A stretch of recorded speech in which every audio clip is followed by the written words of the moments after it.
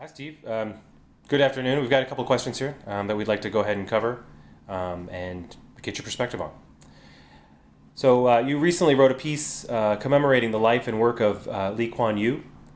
Nearly every article written to memorialize Yew highlights the astonishing economic growth and the lack of corruption that Singapore had come to exemplify. However, The Economist had written that his governance led to the question of freedom or growth. Further, a recent article in The Atlantic posed the question of what is government for? This was presented in the context of the Yew government being characterized as autocratic and a quote, benevolent dictatorship. Yew himself is quoted as stating that the ultimate test of the value of a political system is whether it helps that society establish conditions that improve the standard of living for the majority of its people. With the CRT's principles for responsible government forming a background, what would you say government is for? What is the CRT's opinion regarding freedom or growth? Well, the premise of the CRT principles for government is the notion that power is a public thing and that it is a public trust. So it's a service concept, but that really just feeds into the issues that you've raised, Eric, because you got one thing, who is to benefit? A series of decisions have to be made. You can hold something in trust, but trust for whom? Is it for the elite? Is it for the poorest people in society? Is it for the middle class? Is it for somehow everybody? So that's one set of issues. The second set of issues is who gets to decide what the beneficiaries need or want. Do they get to decide, or can you, in some benevolent paternalistic way, say, I know what you need and I'm going to give that to you? With this interest of being a trustee for somebody else, it shades into a lot of the moral and ethical issues of, say, being a parent. With a 1-year-old child, do you let that child do anything that it wants? When are you justified in exerting parental authority, saying, no, don't put your hand on that hot stove? Or when should you back off and allow the child to say, this is what I want to do, and you allow the child to do it given his or her resources at the time, or you help the child with more resources, or do you say no? I think those are the underlying issues which this concept of a public trust brings to the fore. It doesn't necessarily answer them. So the second sort of core principle that the Caux Roundtable is focused is this concept of discourse ethics, as opposed to intolerant imposition through violence or force or manipulation or fraud or bribery or something like that. It presumes respect for the dignity of other people and some kind of process.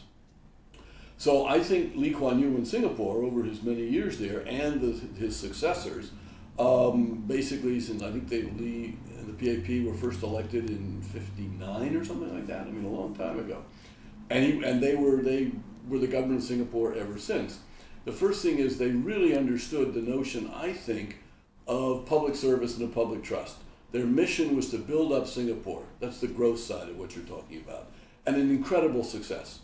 They put Singapore at levels of GDP per capita higher than the United States after 50 years.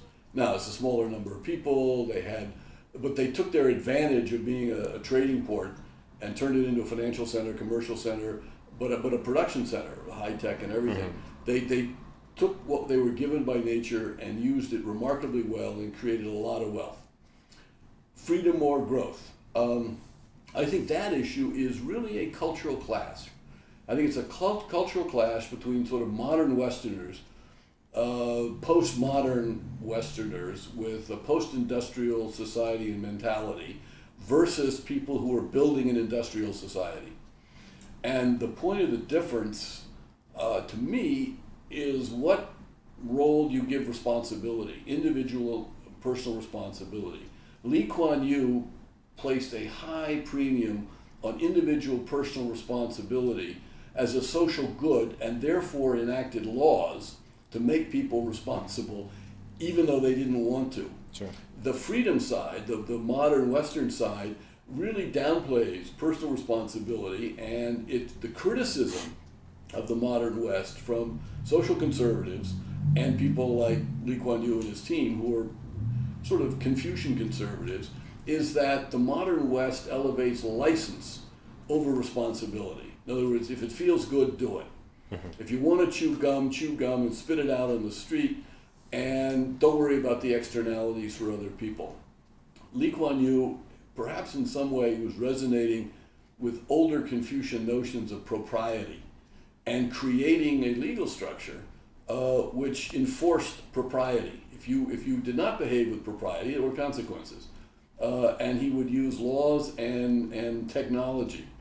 So, for example, in the early years when they were building flats, apartments for most of the people of Singapore, and they had elevators, they were building 6-story buildings.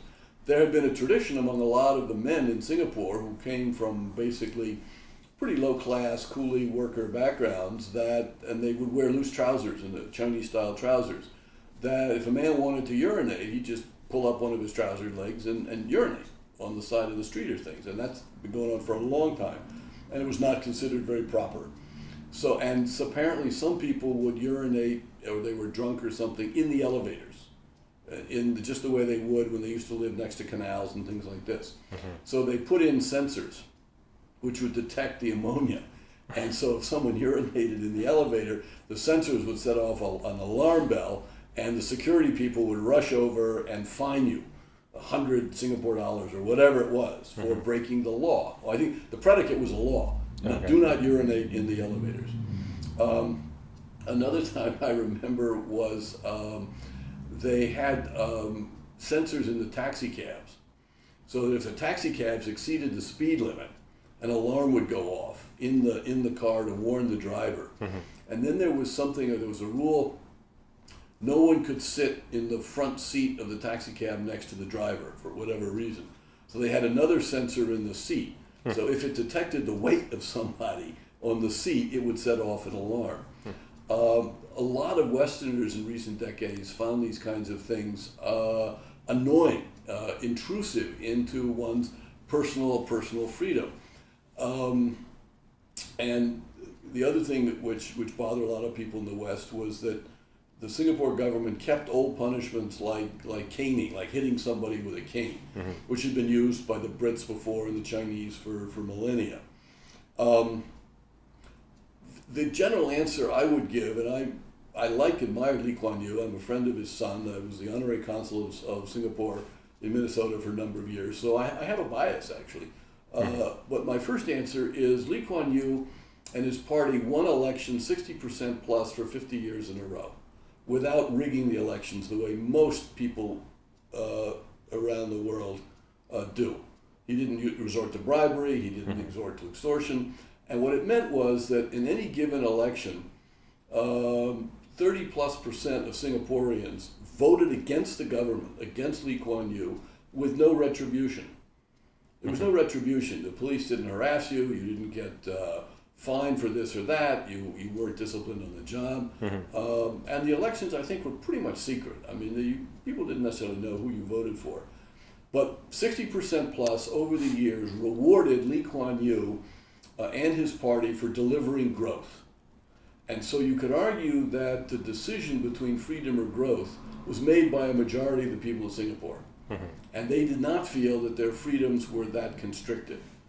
However, Singapore has entered a new phase of development, and it goes back to Maslow's sort of hierarchy of human needs, that once your basic needs for food and housing are satisfied, you turn to a higher, more abstract, more emotional level of things, more psychosocial.